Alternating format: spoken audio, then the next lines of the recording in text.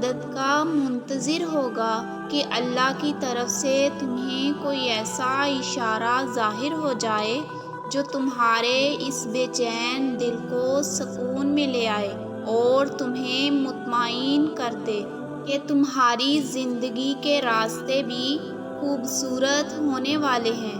اگر تمہاری زندگی میں نازک حالات چل رہے ہیں اور تم بے سکونی کا شکار ہو رہے ہو تو جان رکھو کہ غم اور پریشانی کے آنے کا مطلب یہ نہیں کہ اب خوشیاں تمہاری طرف پلٹ کر نہیں آئیں گی۔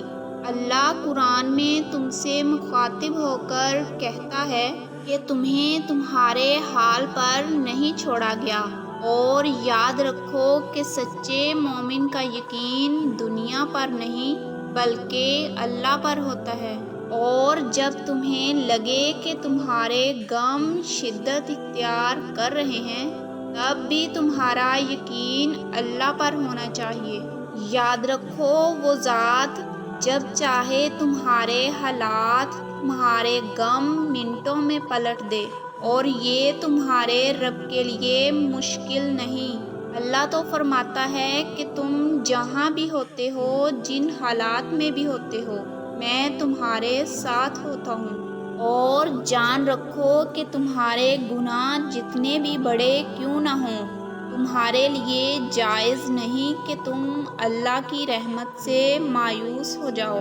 حضرت محمد صلی اللہ علیہ وآلہ وسلم نے فرمایا کہ اگر تمہیں کسی چیز کی ضرورت محسوس ہو تو تم صرف اپنے رب سے مانگو، یہاں تک کہ اگر تمہارے جوتے کا تسمہ بھی ٹوٹ جائے تو اسے بھی اپنے رب سے مانگو، کیونکہ تمام اختیارات صرف اللہ کے ہاتھ میں ہیں۔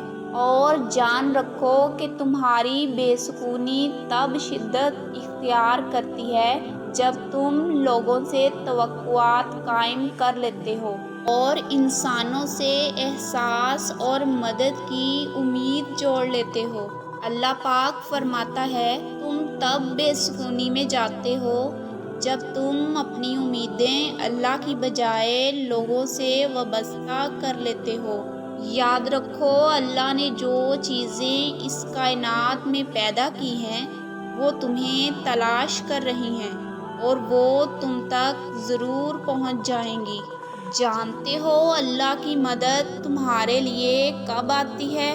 جب تم اپنی راحتوں کا سامان صرف اللہ کی رضا میں تلاش کرتے ہو، اور اگر تم اپنی امید اللہ کو چھوڑ کر کسی اور سے وابستہ کرو گے تو تم نقصان میں پڑو گے۔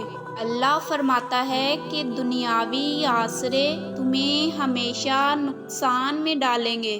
اگر تمہارا یقین دنیاوی اسباب اور ذرائع پر ہے تو تم ہمیشہ بے سکونی میں ہی رہو گے۔ تم حقیقت میں کامیاب تب ہی ہوگے جب تم اللہ پر گہرا یقین رکھو گے، تو اللہ بھی تمہاری مدد کے لیے بہترین وسیلے پیدا فرمائے گا۔